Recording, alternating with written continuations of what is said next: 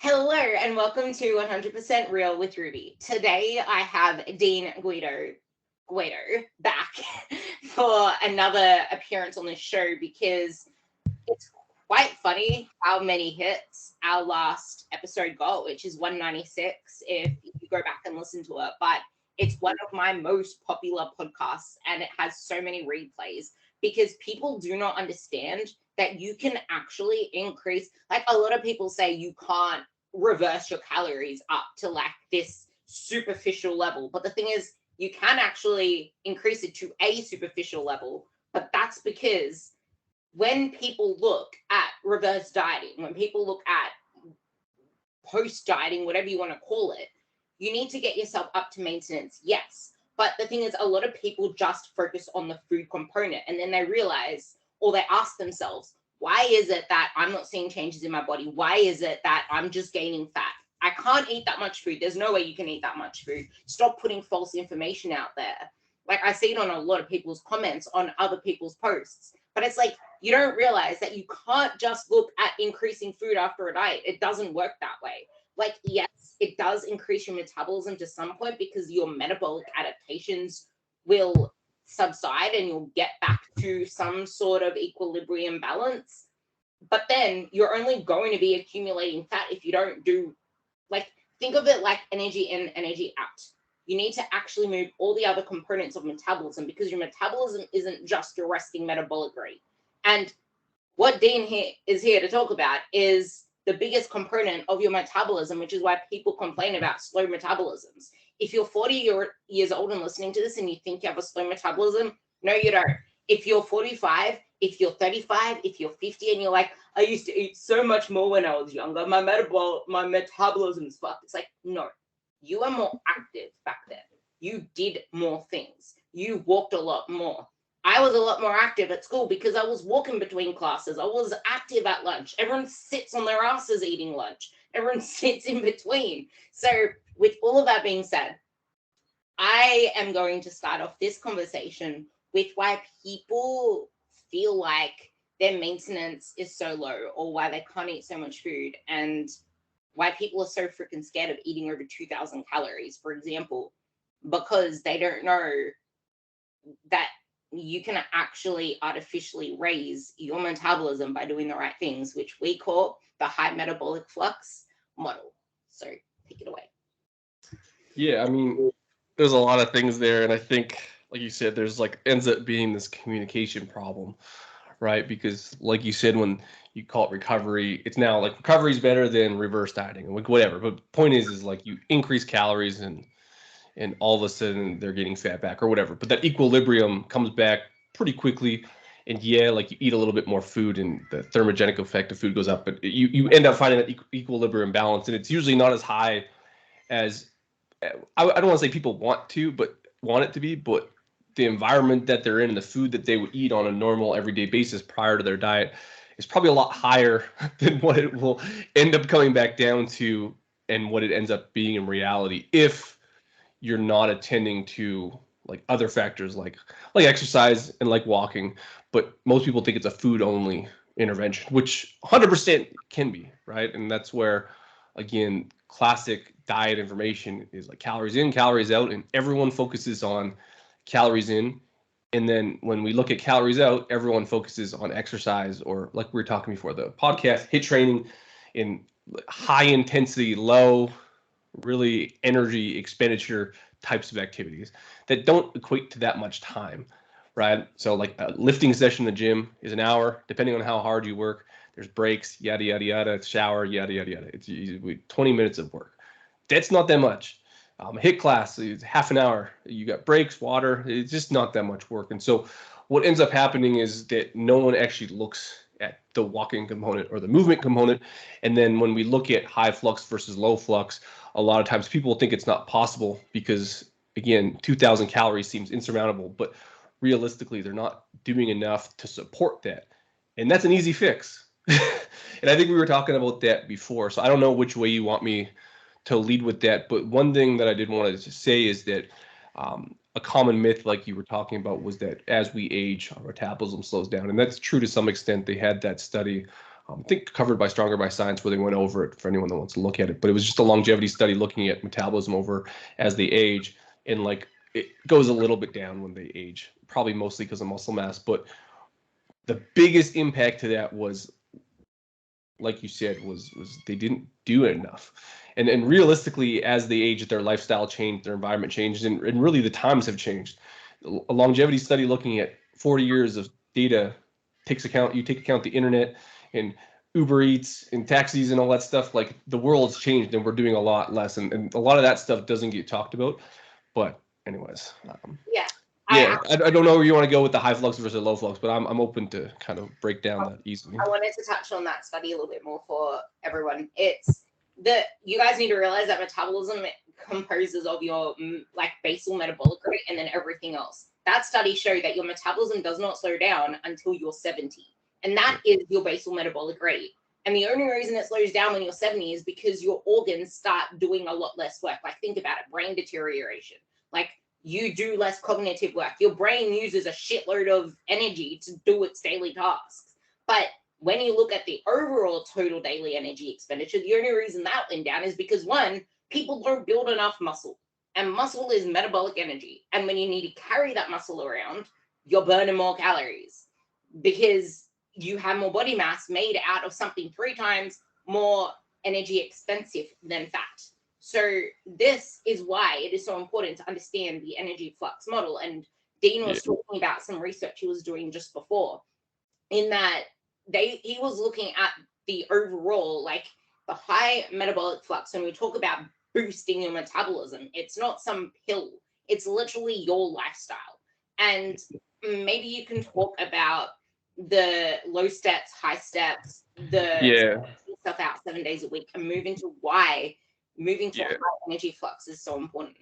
Yeah, like, so my main argument for this, and like anyone who goes on my Instagram right now, I'm on like, you can outwork a bad diet. People are mad. They're like, you can't do it. And they go over the terms of whatever a bad diet is. But I'm like, the whole point is that, like, I think people eat too much food in their current environment for the level of activity they're doing. And that's just because, like, we're in the highest food availability environment we've been in human history. Like, food is very easy to come by. You can use the example of there's fast food everywhere. I don't know what it's in Australia, but I don't know what your main chains are, but in Canada, there's a Tim Hortons and a McDonald's everywhere. Like, you can get food so easily. And again, social events, it's super easy to be social. You can drink a lot. There's lots of fun stuff to do in life. And like, we're in a time where it's just like, why would you not enjoy all that, right? And as a human race, like, we're not, like, to say no to food would be like, it's like the only thing that we don't want to ever do. Is like, we were evolved to eat food because we got to survive, and we never knew when the next meal was coming, and now we do. Now the next meal is coming literally whenever you want it. So again, I would argue that most people's food environment ends up being a little bit more calories than what they're actually supporting with the movement. And when you look at the intersecting line of, like, we talked about metabolism slowing and activity slowing, again, I would say as things have become, I guess, easier, we've also made our lives so easy that we actually don't do as much. We can make money and survive by sitting at a desk. We're sitting at a desk doing a podcast. We're expending way less energy than we would have had we not had those things. And then when you match that with, we have more food available than ever in human history, again, it ends up becoming this disconnect where now we're just eating too much, but you're just living your life. And so my argument is that higher flux, we didn't have the decision to choose between high flux and low flux when we were evolving. Like, you just ate what you ate. They were just all low flux. Now we have so much food and our weight's going up that, again, high flux can now be a choice, but it comes at a cost, right? The cost is doing more. And so again, you were talking about that model of like energy expenditure, and again, it's very basic, but you burn calories to live, like just to operate your body to stay alive. And then you have, again, how much it takes to burn food, and then you have how much you exercise, and you have how much you do that's non-exercise related, right? It'll become a chart. And obviously you can't change what it needs to survive other than building muscle mass. The food you eat, that'll change a little bit, maybe like 10%. Exercise activity is where everyone uses the hammer for doing more, and it ends up being whatever, 5 to 10%. Like, it's not that much. But then when we look at non-exercise, which you can just kind of simplify as walking or everything else, but mostly walking, there's a huge variability on what it can be, but it can be as low as 15% and as high as 50%. And that would be the increasing flux portion, is that we have the biggest ability to change that one thing. And it's also the thing that we have over the course of human history, but more recently, right? If you look at all those other factors, have reduced without even knowing it. We just are living our life and things are getting easier and we're just doing less. Okay. And so the high energy flux model would be like, you can't do less, you got to do more. And it really sucks because, well, everything's so easy. Why would I go for a walk when I don't have to? I can drive. It's like, well, then you can't eat as much. And now you have all this food and you literally can't eat it. And like, that sounds like the worst time ever. So again, the high flux versus low flux, regardless of the dynamics of it, is that I would say being able to live in a higher flux, I guess, equation in your life will allow you to live in our current world without not even gaining weight, but you can lose weight, but you can maintain your weight and still enjoy all the good things in life. And I think that where we run into problems is that people are gaining weight and they want to lose it. And then once they've lost it, that's the easy part. Now, how do you keep it off for the rest of your life? It's not just eating less, because like I said, you basically would have to say no to 50% of your life, and no one's going to do that. Sorry.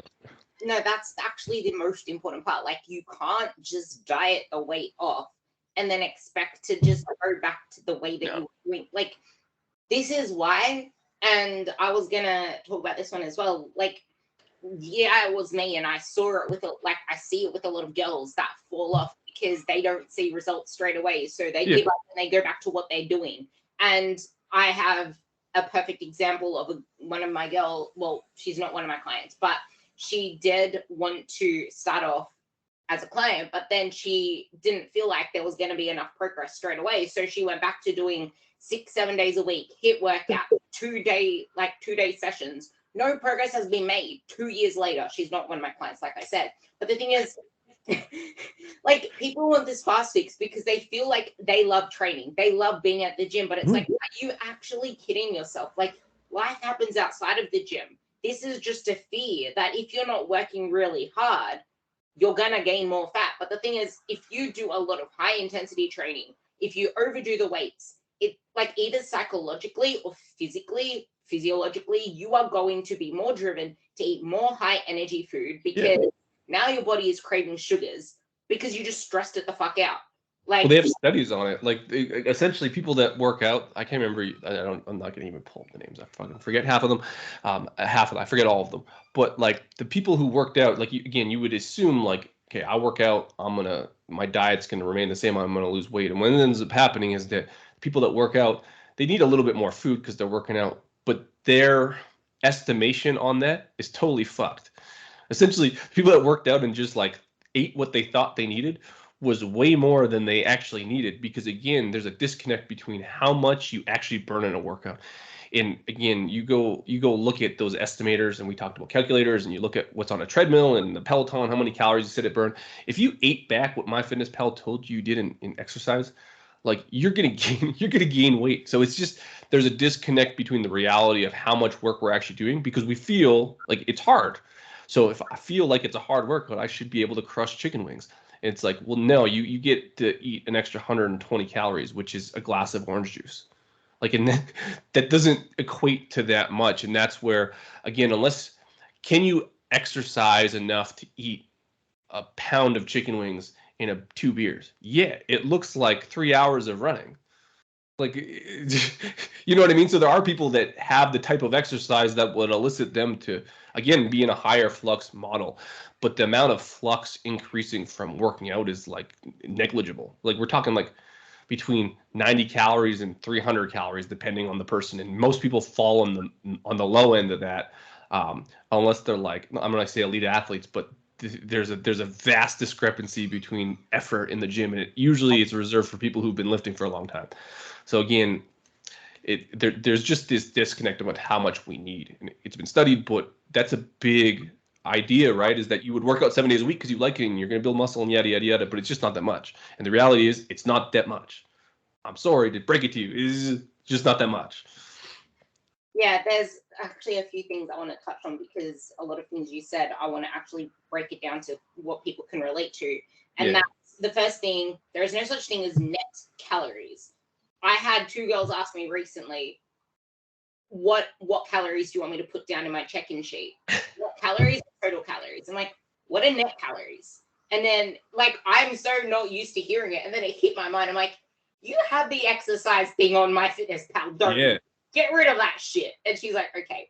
But it's like, there is no such thing as net calories, because if you're going to go by net calories, you're going to find yourself very, very overweight, and you're going to find yourself overeating. And the second thing is, if you're not feeding the activity you're doing, and I'm not talking about walking, I'm talking about high impact shit like lifting weights. I'm talking like HIIT. I'm talking like your freaking CrossFit dumb shit, flippy about stuff that you do because you think it's going to make you lose weight, not because you think that you like CrossFit and you want to be an athlete in CrossFit, because there's 2 different things. And I find a lot of people gravitate to CrossFit WODs because it feels like you're doing a lot of hard work, but then they think that they're going to be burning a lot more afterwards. And even after weights, like I hear people saying, just do your workouts, you're going to burn a lot more afterwards. And it's like, no, you're actually not. The point is to build muscle, because that muscle takes a lot of energy, yes, but it's not as much as you think. You need to walk. You can't just sit down with that workout and think, I'm burning energy because I just did weights. Yeah. Well, it's a huge point. Again, that's studied, but you can see it, like you've probably done it, is that, again, overall, if we use the word net, the net activity expenditure that you're doing is usually going to try to find an equilibrium. So most people will work out hard, right? And without knowing, they'll regulate to beat equilibrium, and subconsciously that usually comes in the form of walking. So much like we talk about walking as the additive to increase flux, if you left your body to its own devices and your habits, you're going to have a hard workout. Your body doesn't want to it wants to be at equilibrium. It will just stop doing stuff without you even knowing. That's that whole idea of, I had a hard workout. So before I would have went on a walk. Okay. Well, if you went on a hard workout, you're usually going to just go sit on the couch. So you may have burned an extra 100 calories, but you didn't expend an extra 200 calories because you're fucking tired and you're sitting on the couch. So you need less than you did, and you worked out hard. And again, that becomes one of those things where we can manage and look at that, and you can talk about net calories or whatever, but there's a cost a lot of times to doing that. And that's that energy adaptation model. Is like, if you deprive your body of stuff, it will find a way to fight back. And it's usually in energy reduction elsewhere, because if you go to workout and you go to the gym and you do HIIT training, you're going to go there and you're going to force your body to do it. You're going to turn that switch off and be like, fuck you. You're eating less, and I want to do less, but if you show up to HIIT class, you're going to do it because you're going to force it to do it. Now, if you don't do the same with your unconscious movement, so NEAT or walking, right, it will reduce it there, right? And so again, your body will find a way to make things easier. And that's where the movement piece is helpful in a deficit. Like, we're talking completely deficit, trying to lose weight, but that's that misconception that workout is going to do the work. But it usually doesn't end up working out like that.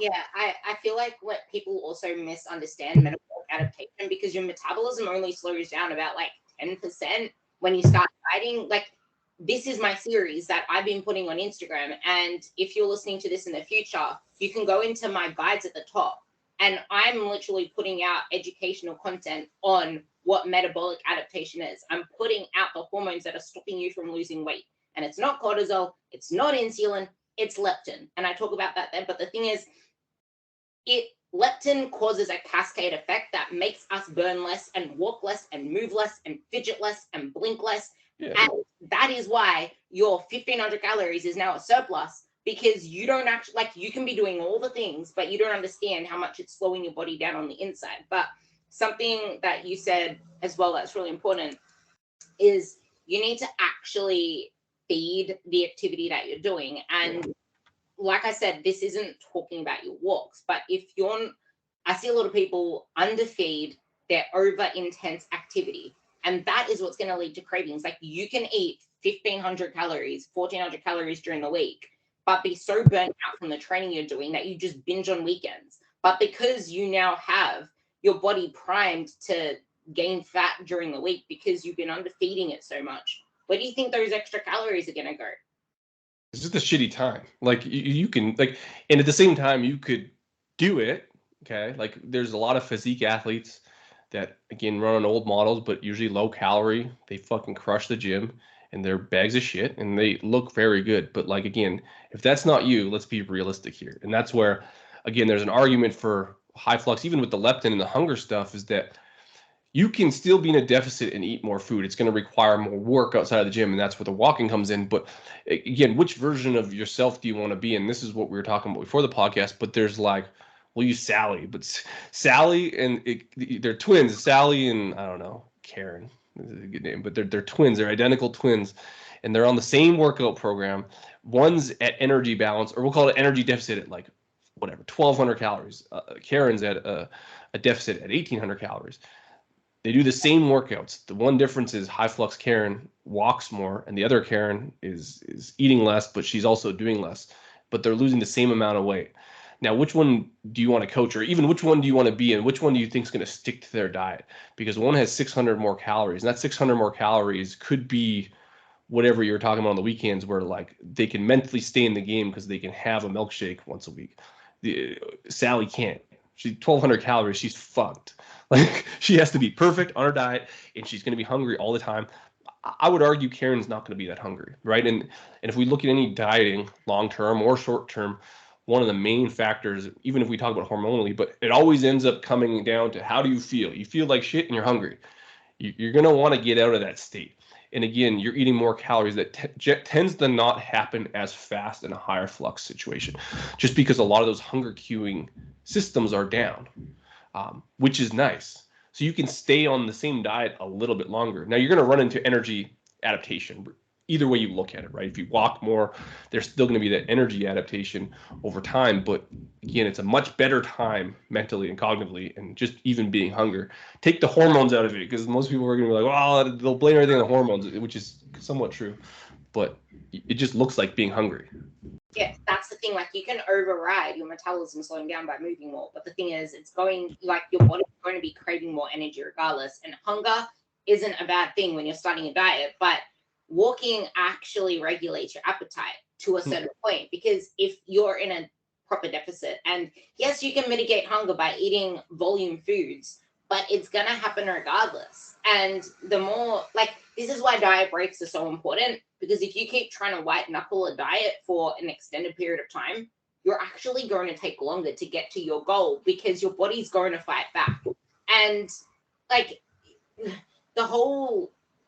a lot of people that try to do this already have a lot of fat mass to start with, which means you're more insulin resistant. Walking improves that, for number one. Number two, you're more anabolic to fat, not to muscle, no matter how much you train. If you have too much muscle mass compared to your muscle mass, like, that's why you need to actually lose fat first. But, well, you still need to strength train, and you still need to walk more, and you still need to improve your energy flux model. But it's your diet that then does the calorie deficit, because if you try to do both at once and you're in this wish-wash place, I want you to talk about this part, and you're in this wish-wash place, it's not going to favor anything, because your body is still anabolic to fat gain, especially if you're trying to underfeed and then you overeat on weekends. You're less likely to put that towards muscle. Yeah, it ends up being, like I said, it's a bad time. And like, I just don't think most people are going to stick to it, because if they were, we would see, hey, I worked out and I ate less and I lost weight forever. And that's just like, even in the research, that's not like true. Like, low calorie, we'll call it lower calorie, lower flux, whatever you want to call it. But like, diet interventions alone, even mixed with working out, just aren't that like helpful. Like, they work, right? But if we're talking about keeping the weight off, which again seems like that would be the main point of it, hey, I lost weight, but it's like, you don't want to be that person that, oh yeah, my diet worked, but then I gained it all back, but it worked. It's like, no, it didn't fucking work, because you're back at the same place. And that's where there's this idea, and this is where walking is helpful, because I think, like, regardless, the workout is probably going to stay the same. If you want to get in the gym and get after it, you could probably like say, hey, if that's a constant, then the walking thing would be additive, and that's where the calories come up. And again, it kills like 10 birds with one stone. Like, there's the longevity study. Basically, you walk and you probably won't die as fast. That's a huge thing. I don't want to go into the dynamics of that, but basically, it's good for you. There's substrate use. So if you have more food and you have a better ability to use it because you're in a higher flux model, again, you have more energy available for those workouts. Hunger's down. You don't have like you're not hungry all the time. Like, have you ever worked out when you're hungry and you're pissed off as shit? Like, it's not, it's again, not that helpful. There's so many things. Again, it can increase flux. It can increase your deficit if you're on the same amount of calories. Like, and it's not that hard to recover from. So there's a lot of things that are positives, that are additive, that kind of stack out on top of each other. And the one negative, well, two negatives, is you're injured, you can't do it, which would negate a lot of exercise anyways. And then again, the logistics of time, right, ends up being the one negative depending on how you look at it. But again, what's that weighing it against? Well, it's weighing it against hunger, probably bigger energy adaptation, because there's some variability in terms of the adaptations you get from eating and body fat percentages. So I mean, that's variable, but generally it's going to come along with eating low calories, especially after you get past a certain threshold. And again, you're not going to have as much energy for your workouts. It's just going to be, and you're going to have to, like you said, you're going to adapt to it. And then at 1,500 calories is going to need to be 1,200 calories, because again, your energy levels are going to start coming down, and how much you can use and how much you do is going to start coming down. And it's just like this model that just you have to keep slashing calories over and over and over again, where if you use walking, you will eventually have to slash calories, like depending on how lean you want to get. Like, again, that's a personal choice, whatever, but you can maximize your calories first and max out your output first to get to a point where now, instead of starting at 1,300 calories, and I'm using 1,300 calories, but whatever your starting point is when you're just using food only, you can now start at 2,000 calories. And by the end of it, maybe you're at 1,300 calories, but you're already so far down the diet rabbit hole. You'll be able to do that diet longer. Person at 1,300 calories is not doing that long. Like, let's be realistic. And so it's just going to be a tortoise versus the hare thing. But I would argue it's the same speed. You can just do it longer. And you probably don't even need diet breaks a lot of times, what I've seen observationally, because, again, people need diet breaks because they're fucking hungry and they have low energy and they have all these adaptations. Well, when you're eating 2,000 calories or whatever, like, again, I just don't find observationally that those things that come along that you need the diet break for, which is really just to kind of mentally boost people. Like, it's really not, like, you kind of recover your metabolism, but like, it's not that much. But again, you don't have those same feelings when you're in a higher flux model. You're tired and like you're working hard, but like you're actually working hard. It's just one of those things where it's not a negative feedback loop. And so diet breaks just fix the negative feedback loop. It puts a patch on it so that you can continue fucking hammering yourself, or you could just do it by eating more and doing more. Again, one cost is time. Yeah, I find that diet breaks are only needed if you're doing more of like an aggressive type of approach. And that's exactly why the most important part, which we'll touch on very soon, but the most important part is not the weight loss part when you're with a coach. And that's why when you start up with a coach, you need to be willing to actually do the foundation phase. You can see so many body changes in a foundation phase, but it's that foundation phase that actually sets you up for a better fat loss result when you're in a fat loss phase, and not just then using the coach for fat loss and then zipping off, because that's why so many people regain the weight back. They don't actually stay with a coach for the longer haul to build up that metabolic energy flux and learn how to eat at maintenance. Because when you go into a diet, regardless, you are going, like, not people that are in the game and know this stuff, but the typical person will be craving higher energy foods, or they try to have more variety in their diet once they finish, and then all of a sudden their taste buds go through the roof, and now they can't stop eating, and they get all the way back because they don't realize they have to put 100%. They didn't fix the problem. Like, they lost weight, but if you're in the same environment, like, again, unless you're willing to say no to like pizza and mojitos every once in a while and vacations where you're like eating good food, like, and you're gonna bring chicken and rice to Mexico with you in a freezer. I don't know, you know what I mean? Like, again, if you're not willing to do that, you should probably invest in figuring out a way to be able to operate in your current environment, whatever that is. Like, everyone's different. Like, I don't eat as much as my friend Travis, but again, we can both kind of live our lives. If it just, what's the cost of that? And again, when you're using food only interventions, we don't attend to a lot of this output stuff because we're so worried about, like you said, the result. But I would argue you can get the same result on high flux, but you're set up for maintenance. And maintenance gets thrown around, and a lot of people just assume it means, well, I'm just going to raise my calories. like, yeah, you can do that. It just probably won't work. And it's proven time and time again to just not work because they never attended to the fact that they don't do enough to live their life that they want to live. Again, you can do that transiently. Like, again, people can diet. Like, I could white knuckle a diet and lose weight and get those quick results. And like, people can do it. And I believe that. I just don't. I think that it takes a certain type of person to live like that long term, and I just haven't found that person yet. It may be bodybuilding lifestyles, but again, they all crack under pressure, and we don't even want to get into the disordered eating in that environment. And so, again, without attending to that, again, I think that it would be a loss, and that's the hard part to break as a coach, is because explaining that to people, they're like, yeah, but I want to lose weight really fast. It's like, just, you have to build that relationship and that trust. But again, that's what this podcast is for. Like, hey, the common thread is this, when really it should be this. If what you're saying is true and you want to lose weight long term, because what you're saying is going to get to fast weight loss and you're going to gain the weight back. So again, that's your choice. You can do that if you want, but this is probably where you're going to end up. If you do it this way, you'll probably get weight loss and you'll keep it off, and you'll probably lose more over time.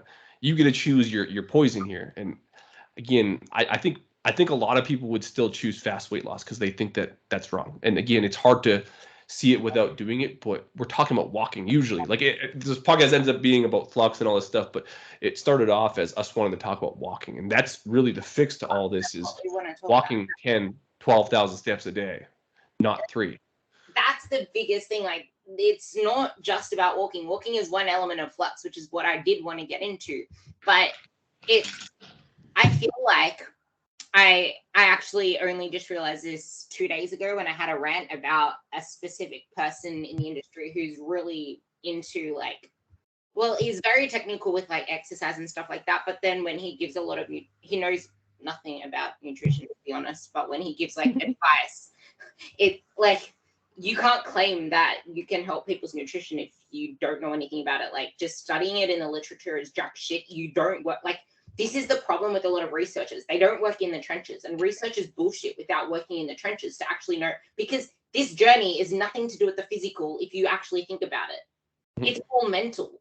The physical is what happens as a result of the mental, and no one understands the mental aspect of aggressive dieting, of yeah, okay, cool. There are some people that can aggressive diet, but those people that promote that shit or say that, yeah, it's a possible thing, do not know the mental consequences of it. And once you finish that aggressive diet, you start off with all good intentions. I just want to get rid of this little bit of weight, but then you get mentally attached to it. You start having a negative relationship with food.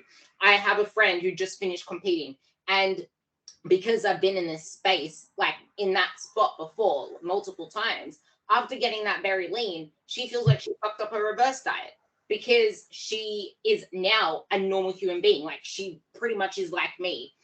And it's like, you didn't fuck up your reverse. Like, you just have a very skewed meaning of what lean means and what, like, the end of the diet was. Like, it completely screws and especially, it's actually good that this is getting out there. People complimenting you on weight loss, because then you get so used to that you're fearing leaving that result, because, oh my God, I'm not going to get compliments anymore. Oh my God, they're going to ask me what happened to me. That aggressive model, if you don't actually shift yourself in the process, that's when diet fatigue comes in. And that's what Dean was talking about. Because then that's when you're going to just say, fuck it, I don't feel like walking. I'm so tired. I don't want to go to the gym 6 days a week. And that's my, like, I don't want to say my main goal, like, because it's not. Like, I'm just trying to, I don't know. I'm just interested in it and whatever. But, like, again, all those problems end up being food-focused problems because of the way it was dieted. When really, like, and I truly believe this. I think if you do enough activity and you're active enough, and generally if you push walking to an extent that might seem illogical and crazy, but and it might not be for everyone because they're busy and whatever, but if you can find a way to get 12, 13, 14,000 steps a day, which again, that sounds crazy, I think you can sidestep a lot of those food problems, because I think that most normal general population people, regardless of their workout program and all stuff, again, I believe in working out and building muscle, and I do think there's some element of cleaning up your diet, which will make it an easier time without giving up everything. But I think that if they were to increase flux generally just from walking and being a little bit more active and finding a hobby that's physically active, they probably wouldn't have to worry about diet fatigue, because they wouldn't actually be worrying about diet that much. And anyone who's walked that amount, and I know you walk a lot, like, there's a lot of time off the table where you're thinking about food. Like, and that alone comes at a cost of probably like 300 or 400 calories alone. Just taking 3 hours out of your day that you're moving or walking in the mall or whatever. That might be a bad example, but my point is like I think that again we get so fixated on food, especially in that industry, right? The way things are commonly done, and again I don't even believe that they have to do that, and that's coming around a little bit with higher flux dieting in physique athletes, especially if you look at the Eric Salazar stuff with Krieger and the weight vests. Different discussion, but it can be done by increasing flux, right? And increasing flux, again, working out is part of that, but a lot of that's going to be how much you actually move when it comes down to when rubber meets the pavement on what the actual thing is that's going to increase it the most. It's probably going to be walking. And again, I think you can do some fucking damage on how much food you can actually eat, that I think that people don't even have to worry about their diet. And again, that's the crazy end of it, but I do think that that's possible, like 100%. The reason why you don't have to worry about the diet is because you're going to have to worry a lot to start with, because you need to change your habits, because you can't just go eat fast food and think that you're going to be full. Like, you need to fundamentally change what types of food you eat. And it's funny because I was having a conversation with one of my girls the other day, and she's just like, I wish I liked Nutella. I'm like, why? Because I love all the gooey foods I'm seeing on Instagram and I just want to eat it all. I'm like, I don't even give a shit about that stuff because I don't have a restrictive mindset like you. Because I've been trying to get her off 1,300 calories. Like, I'm like, you need to eat this. She has 1,800 calories in her thing. And she was so, like, she kept under eating at 1,300. I finally got her up to like 1,600, 1,700. I'm like, because you still have this restrictive mindset around food, it's all you think about. It's all you want to.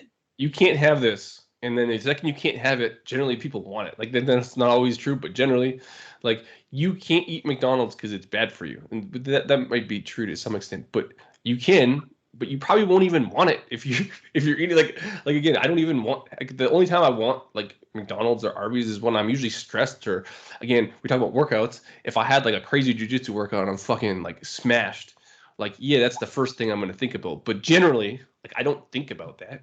And again, I think that a lot of those mental food dream shit goes away when you actually have enough food and you're not in that restrictive mindset, because it's not restrictive. Like, that's the one cool thing about high flux. It can be restrictive in the sense comparing apples to apples in terms of a deficit. But generally, that same deficit that, like, and I talked about Karen and Sally, they're the same deficit, different calories. I find a lot of times like the food craving things don't like that. It's a different kind of deficit almost. It's like you almost don't have that same level of food envy that you have when you're in higher flux, even though you're in the same deficit, which is, again, that's the mentals of it all. Which again, you kind of alluded to, and or you actually said it straight up, is like, this is a lot of this is mental. And if you can change, and I don't want to say change the mental, but attend to it through a different way of doing it, a lot of that mental shit and the mental baggage that comes with the classic food only approaches, or even just low flux approaches, high cardio, fucking all the old shit. Again, if you can get rid of that and still see the same results, like, that's pretty fucking cool. And I think that's the main sell that I try to get across, is that we don't even have to look at that stuff because it doesn't really happen. Like, it doesn't happen, and you're losing the same amount of weight. Doesn't that sound great? What's the cost? You have to walk. Like, is it really that crazy? It's that actually reminded me of a couple of days ago, because my recovery has been pretty shit house this whole week, because I've been like, my training volume and load has gone up by over like 500 kilos each session, and I do full body 3 days a week and upper body once, so there's a lot of like heavy intense shit. And after one of my sessions, that I also needed more recovery, so my sleep was poor, but I had an intense drive to eat more food, and I went over my calories like 120, and it had no effect on my body because I have a buffer space because of my high energy flux body. Like, my body just wants to burn it off and move more and create more, I don't know, but it's just like, you create more buffer room for any deviances in your food. Like, 120 calories, I didn't go burn it off by doing another training session, because that's what a lot of people try to do. They're like, oh, fuck it, I'll just burn it off tomorrow. But like, no. And that's kind of where the buffer room comes in this day in society. And with the training stuff, it's so freaking important to maintain your muscle mass when you're dieting. And this is where I wanted, because you said that, yeah, you think it's important. I wanted to just bring that back in. It's like, don't go neglecting that, and don't go changing your workouts and prioritizing walking more than your training, because if you decrease your training volume during a diet, a few exceptions because you want to make sure you recover, but decreasing your training volume, that's a study on it. But if you decrease your training volume, you're going to lose muscle. People usually say decrease your training volume. It's like, no, you just need to change things up to be less fatiguing, but you need to keep at least the same volume, if not more, and keep progressive overloading to keep your muscle. Because if you lose muscle in a diet, you're going to have hyperphagia, which is you're going to be more hungry because you lost lean muscle mass, and you're going to gain more fat back before you start getting more muscle back. Actually, this is an important part that I want to talk about. People don't realize that there is no such thing as gaining only muscle once you start to eat more. What specifically about that? Like, so sorry, rephrase that. I'm just trying to. There are too many people trying to build muscle and lose fat at the same time. So what they try to do is build muscle without gaining a single ounce of fat. So then as soon as they start to see a little bit of fat gain, they put themselves back into some restrictive diet without realizing you can't build muscle without some fat mass.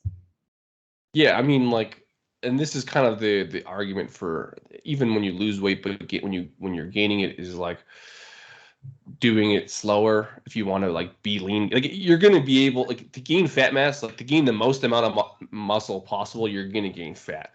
And so everyone tries to like tinker with that to like lose the least amount of fat. And usually that's reserved for like newbies. Like, can you recomp and not lose? Like, they equate weight with fat too, which is ridiculous.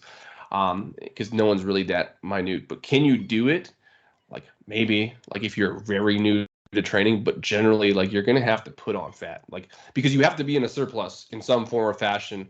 And like a lot of times with the recomp stuff is they'll be taking from their fat stores, and to a point they'll recomp. But again, trying to micromanage that, like no one ever does it that well. And kind of like the nutrition trackers in MyFitnessPal, what is that? How many calories? How much are you spending? Like, there's just, we don't have the right information for that a lot of times, and a lot of the conditions people are doing it in. So like, you have to eat, you have to feed the machine. It is what it is. And I think that, again, like what you're talking about is that surplus restriction cycle. Like, they'll end up just like killing no birds with one stone. Like, you know what I mean? Like, they're using the tools that they think are going to work, but like no birds were killed.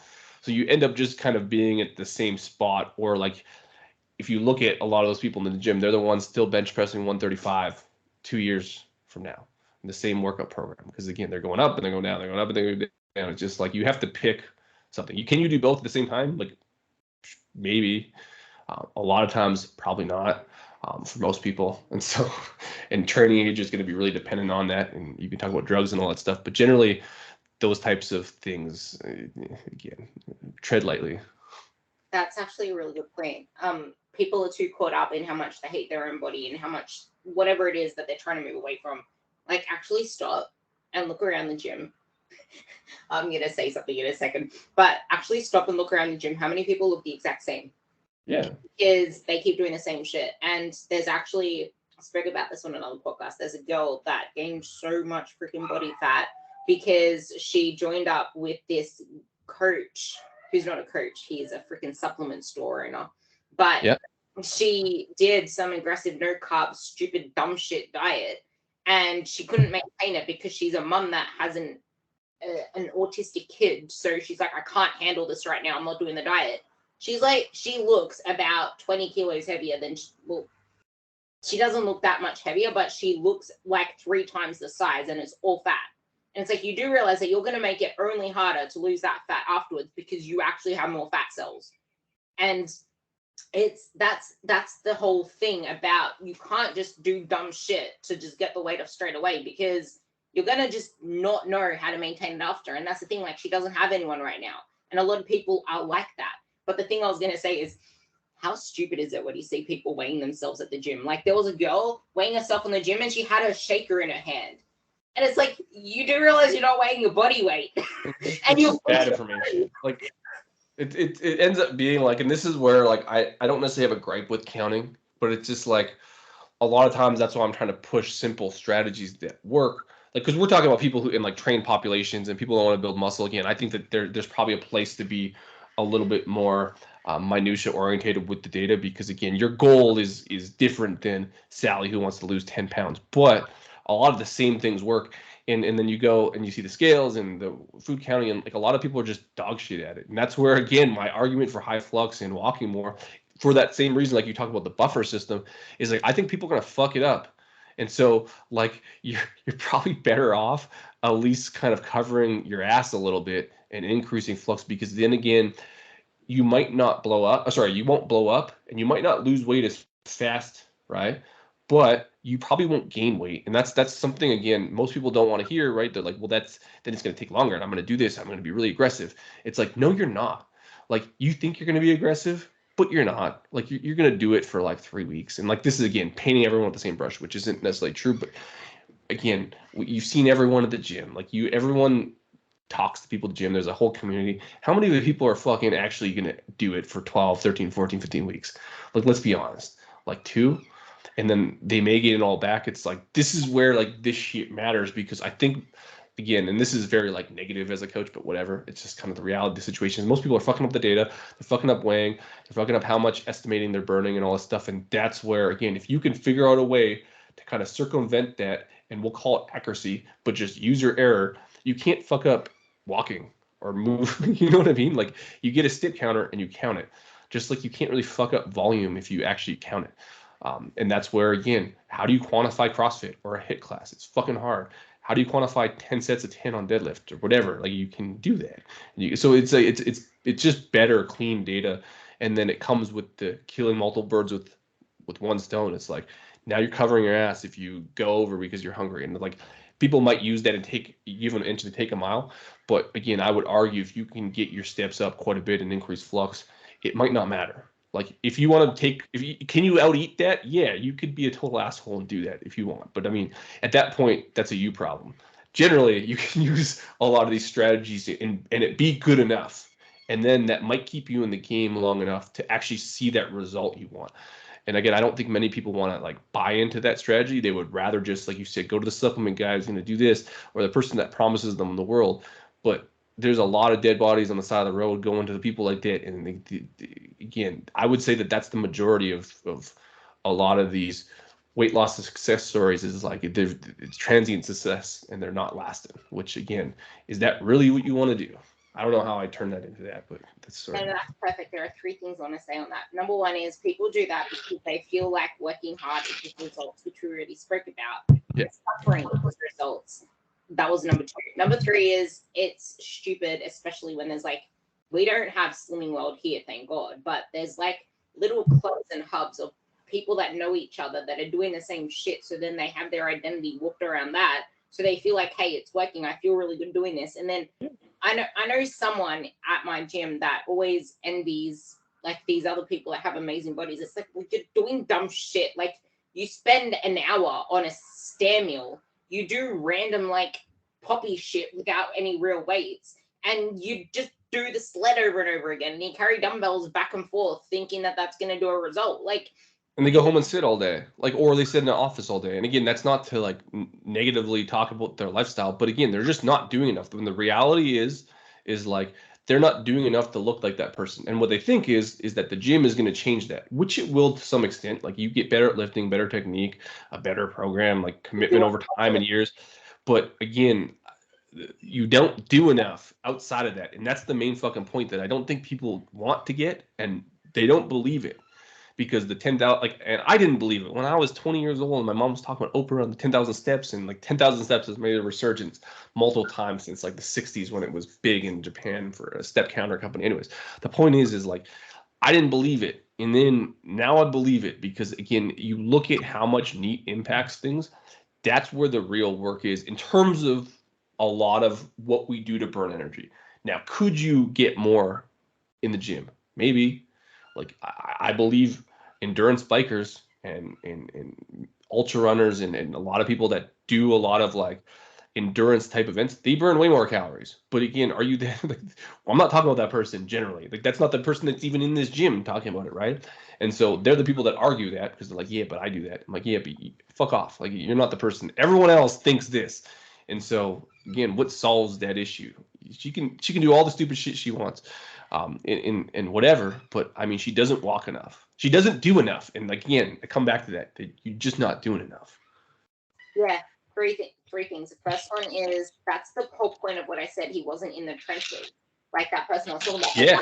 Most people, like a lot of what you're referring to is because you know you can do it, and you know that in your past, you and your athletes you train with, and everyone that you speak to is of this elite level that wants to like commit to shit. But the general person that needs to lose weight, that wants to go on a diet, is someone that is busy, someone that has a busy lifestyle, someone that has kids. And people also think that being busy means they're burning a lot of energy and can eat a lot more. But it's like you're busy sitting on your ass or in a car. Like, it's not negative on anyone's lifestyle. It's just the fact that it's not understood that that's actually holding you back, because that's the reason you do it, because you don't understand just how important it is. And number two, sorry, go ahead. I was gonna say number two is actually feeding on that. And that's one of my girls is a PT.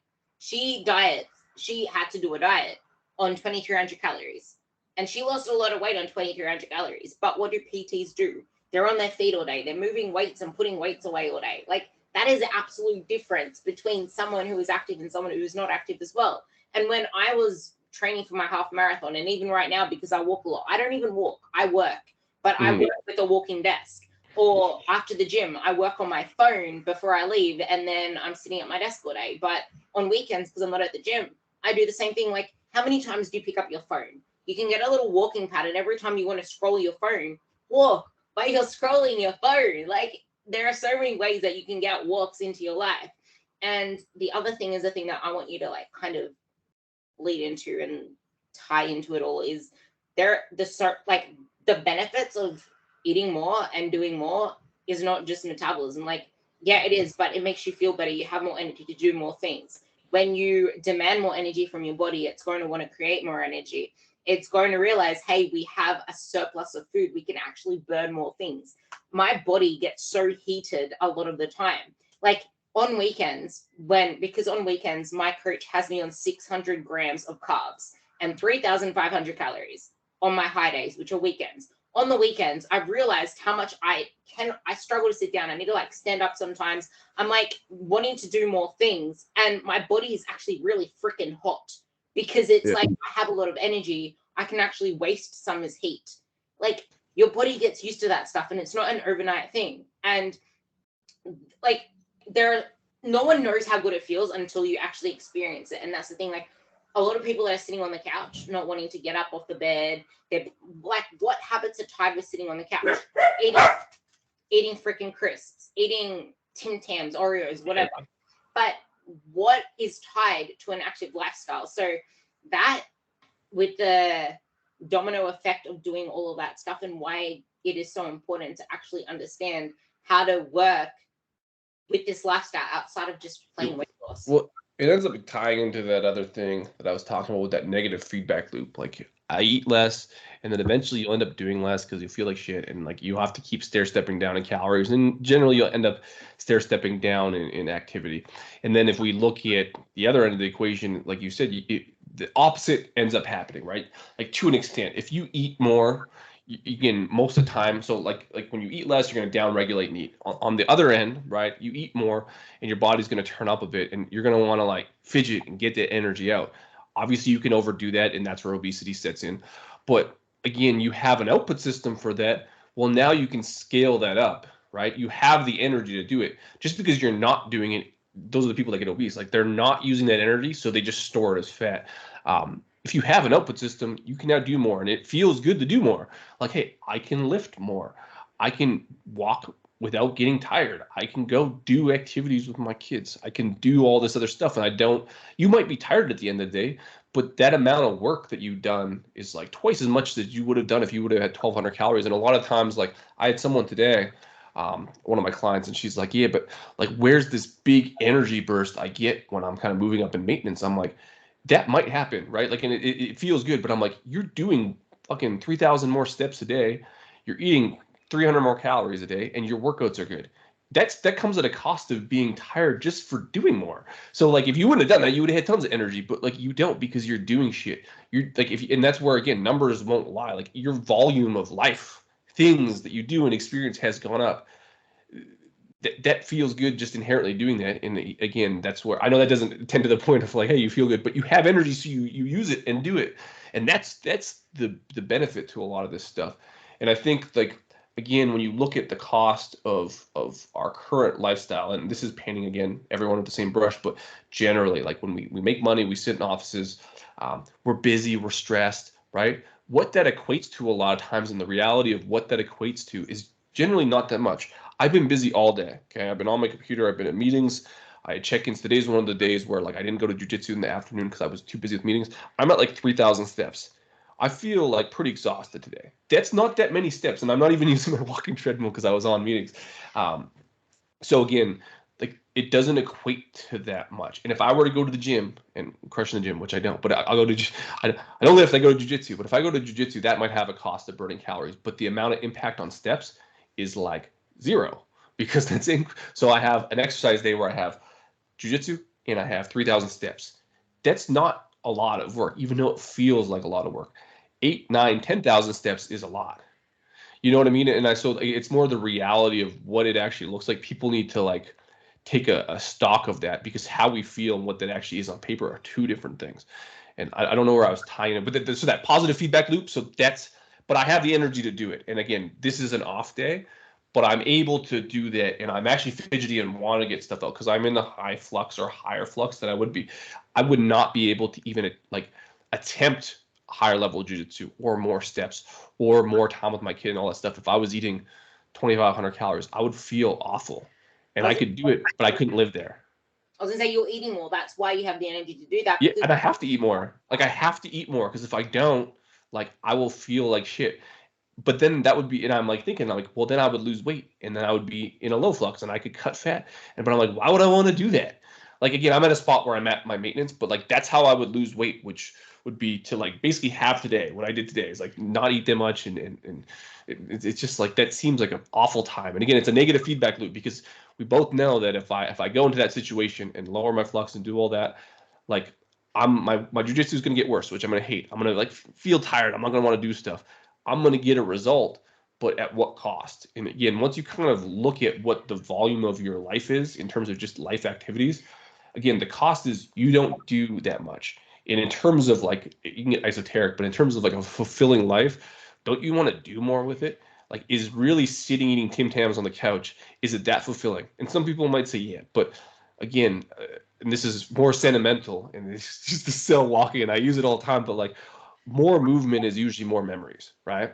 Not every time, but generally. And like again, I think that should be a sales pitch alone for like the general population person. Is like that's the energy. Is like you get energy from doing stuff. I don't know. No, that's actually perfect. More energy, more movement is more memories because you have that buffer state. And worry less on holidays because you know the process behind it all. You're not just focused on food all the time and weight loss all the time. And if you go to a holiday when you've been so food focused and restricted already, what do you think you're going to do? You're going to blow out because now you can eat all this food you've never had before. And you could do that vacation and not eat that food, but like again, like I'm not gonna call people stupid, but like is that really gonna be have a good effect on your life? And like you said, if you do enough, it's really not gonna matter. Like you probably gain the same amount of weight. So let's just say you go on that vacation and walk like in a lot. You have the same experience. You might gain the same amount, but when you come back, you're gonna be fucking crushing it off, and like it will be like nothing happened. I don't see that a lot of times with people who are like really dieting and go on vacation. They'll blow up like 10 pounds and it'll be very hard to get off because again, their lifestyle just doesn't support like it just doesn't support it. Like you would have to overhaul everything. So again, why not work on both? Even if you want to diet and lose weight and eat less food, why not attend to the output system if you can? Like, and that's where like usually, and I'll get kind of gripe on some of my posts, but like because I do nutrition, so I do food. So I'm talking about not food, but like I fucking do food. But in that order, food is usually the third thing on the list. If I was to like have like a personal preference, it's walking, it's exercise, and then and that could be lifting or whatever the fuck you do, biking, whatever program, and then it's food. Because again, without attending to that output system, long term, you're fucked. Because if you only use food to hold that system up, that's fragile to a vacation. You know what I mean? The second any situation that has where there's more calories, like you're talking about, hard workout and I want to eat 120 calories, you fucking failed, because the only thing holding that up was food. There's no buffer system. You're a failure, and that's not a good way of looking at it completely. But again, that you're fragile to food, and food is literally gonna fuck you up at every day. There's gonna be a food choice that could potentially derail your diet if you live in this real world. You talk about Tim Tams, it's Australian, but like Netflix and Tim Tams are like every day you're gonna have that choice, and are you gonna say no to that every single day of your life? Like I'm betting the farm on fuck no, you're not. You're gonna have a Tim Tam if you're in Australia. I'm gonna have one. I'm gonna have probably 10, and I'm gonna be okay. And I think that someone who isn't doing as much, like again, I don't know if they can handle that choice and like be sane. I love that. That was tough love, and that was a good mic drop. So Sorry. No, that was seriously amazing, because people need to realize the impact this has, and it's not that diet. Yeah, it's the most important for losing weight in that sense, but it means nothing if you're not taking care of the output first, because it leaks into each other. And the thing is, as soon as you start walking more and feeling better, you're going to want to make healthier choices anyway, if you have the right mindset to start with. And this is why it's 100% mental. So with that, I'm going to get you to give me 3 of your top tips to increase your energy flux for someone who's busy, and where people can find you. I'll end with the best one. And note, I didn't like prepare for this, so I'm like, there's a good. I actually, and I do this during my day. And again, I work at home, but you can if you work in the office or whatever. But I'll go on like movement breaks. Like again, I do like rope flows, or I'll go like for a walk. I'll just do something because I'm fidgety, and I'll just get that energy out. And again, my steps will go up like 1,500. I'm like, oh sweet, like, and that doesn't equate to that much time. So like movement breaks is a good one, but that's the classic like water cooler talk. But you have to walk to the water cooler, or you got to go to the bathroom, like take the far bathroom or whatever. Another easy one, and I don't even know if I said this in the last one, but this one I actually do like whenever I can. And again, I'm not trying to lose weight. It's just kind of like a habit that I think is like good. It's like I try to park far away. Shout out to Christian Little. He Park Far Away Club. But again, this is the first one you'll see if you kind of look at how to get more steps. But I actually believe it. And until you do it, you don't really know it. But like you actually pick up quite a bit of steps. You might get pissed off at the grocery store because if you're pushing a cart, you won't get the step tracker. But that's a whole different issue. But again, if you park at like the farthest stall, I think that's an easy way to pick up steps. And I believe that, like, if and you can do that. There's so many things we drive to, like that adds up real quick, 100%. And then the third one would be, and probably the best one, if finances are okay, is like, I guess we're not in video, but the walking treadmill. Like if you can get a standing desk and a walking treadmill of some form or fashion, like that's a fucking game changer. Like, and I don't even use it right now because like again, summer, and like I get enough steps, and like again, I've gotten to the point where I can overdo it. So that energy availability problem, I can outwalk how much I eat, and it's a real bad time. So I don't use the walking treadmill because I get so many steps on the goddamn thing. Because if I work for an hour, I'm getting 6,000 steps. Like, and that adds up. If I have a full work day, you can do the math. That's 24,000 steps. Like, I will get sick immediately because I'm doing way too much. But again, you can get a walking treadmill, and you can even do that and not be at work, but like watch Netflix or whatever the fuck you want to do. But that's a game changer, and that's like the whole treadmill. Like, so you can get a treadmill and do that. But like, I honestly believe that. And the big thing for me, and this is a big distinguishing factor here, and it's not that cardio at the gym is bad. Like, I'll go on the treadmill and you can warm up on the treadmill, and that counts because we separate meat and eat and all this stuff. But the mental fatigue of fucking getting on a treadmill and just walking for the sake of walking is like awful. Like, go walk outside and go walk on a treadmill. It's a much different experience. And so that's where, again, putting a walking treadmill under your desk when you're working, you're not like doing cardio. Like, mentally, you're not cardioing. You're just like working, and then it happens to be moving. I think if your movement requires it to be mentally taxing to just walk and like be a cardio thing, and the intention is to like do that, I think it's off. So trying to find as many things that just are additive mentally, again, goes to that mental aspect. Is like, you can burn out mentally if you're like fixated on the steps, or like getting on a treadmill in the gym and just like crushing an hour of stepping. Like, you can do that and it'll work, but again, I don't think you'll do it long term. Trying to find little hacks like that which add, let's just say, an hour a day, that's 6,000 steps. That fucking is going to change your life. And again, you can do that in working, and you won't even know you did it. If you can find steps like that in every aspect of your life, again, that will change it. And just kind of the end with like, I knew my dad did this, but my parents watch my Instagram and they're like, oh, like, oh, this is a cool post on walking more.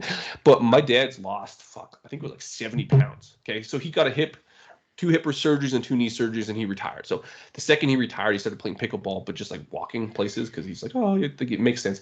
He's lost 70 pounds, hasn't changed his diet once. I would argue he eats a little bit better, but he still eats like dog shit. Lost 70 pounds. Okay. And so he doesn't really think about it though, because he's just doing shit all day, going to pickleball, walking to pickleball. He's in like a over 50 place, but like that's crazy to me. He's not exercising and he's not even trying. He's just like looking at my goddamn Instagram and he's like, oh, just get more steps. But he's not in a gym just crushing the treadmill like the treadmill bunnies was that they call them? I don't know if they call them in Australia, but the cardio bunnies. Anyways, again. So anyways, trying to figure that out. So hopefully that helps. I know that's a rant on that, but again, I think that's a key point where that doesn't get translated enough in the messaging, but I think that's a huge factor in just being able to sustain it. Yeah, and I do want to say it's usually your mindset around walking. Like a lot of people see it as a chore, but if you just like, I need to get my steps in. But if you actually listen to a podcast, do something on your phone, do something while you're getting in the steps, because you can listen to a podcast and immediately make yourself either smarter or personally develop yourself. You can actually do your Instagram scrolling online. You can read a book on your phone. There are so many different things that you can do to enhance that experience so that you're not even walking. You're just plodding along while you're doing something else. So mowing the lawn, we bought a lake property this year. And it was the point is like I have 2 properties that keep, and I didn't actually get upset that I had to mow 2 lawns because I was like, oh sweet, I'm gonna get a bunch of neat done. And even though you can kind of classify it exercise maybe, but like it was additive and like it definitely impacted things. And like again, the mindset part of it is you don't get upset doing stuff that might be classified as like maintenance work or whatever, right? Like doing chores around the house and stuff. You can turn them into like essentially like your weight loss program without it being weight loss. And I hate because you might put intention on it, but like again, you're just doing more shit and you're gonna get excited to do more shit as opposed to I have to do it because I'm a bag of shit because I'm eating this low diet, like this low calorie diet. You're not gonna want to do any of those things. And again, I bet your life changes if you turn those things into, again, just looking at neat. You'll find stuff to do, and you actually might go clean your house and not hate it, yeah. which could change your life again. I love that. Like shift your mindset around it. Like it's not just about losing weight; it's about living and thriving at a higher level. Because you can't thrive on a freaking you can't thrive on a tiny freaking bird's food. Like you cannot do that. Anyway, you can try. It just I know I didn't. I felt like I was constantly food obsessed because all I wanted was food because I was so freaking food deprived. Now I don't even give a shit. I know that I can fit whatever I want into my diet. The only time I'm hungry, like for like I said, dog shit food is like when I haven't eaten in a long time because I'm busy or like I go to jiu-jitsu and like at that point, like it's debatable, but like I'll feed the machine at that point. Don't give a fuck because again, I know I didn't eat all day. I have to eat 2,000 calories. There's not many things that you can fit in your body in a short amount of time that are 2,000 calories. A lot of them look like frozen pizza and a big glass of milk and some candy. And again, I don't do that all the time, but like again, I don't really give a fuck about it. And at the same time, I don't want that stuff all the time. And so I've solved the problem that I never want to ever have that I've always had when I was trying to cut weight. Again, I'm never like that's freeing in a sense. And like I was only cutting weight for powerlifting, so it was very transient, but like no one wants to actually like want something they can't have forever because it feels horrible. It's stressful. And like again, I believe that you can get to a point because I've seen it time and time again where like you might have some food issues or whatever, but a lot of that stuff goes away when you increase flux. And that's the cool part. And that's the reason why I want people to get on board, because I think a lot of the common, I guess, food relationship problems, not all of them, but I think a lot of them go away the second they switch to this style of, we'll call it dieting. But if they get on board, like they'll be like, oh damn, this was never a problem. I just wasn't doing enough. And then it became a problem because I just couldn't support it. But you can if you try. I love that. Yeah. So with that, where can people find you? And I'm going to put it into the bio as well. Yeah, the easiest is so on Instagram. I hate saying his name, but it's more my mission at this point. It's just walk.more.king. So the walk more king, and it's only because I got hyped up on Liver King, and I think it's hilarious. So it's totally a non.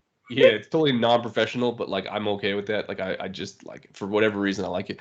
And then so you've had Jeb on the podcast, but we do compound performance nutrition. So we add to their like coaching mentorship for coaches, and we do a nutrition segment weekly.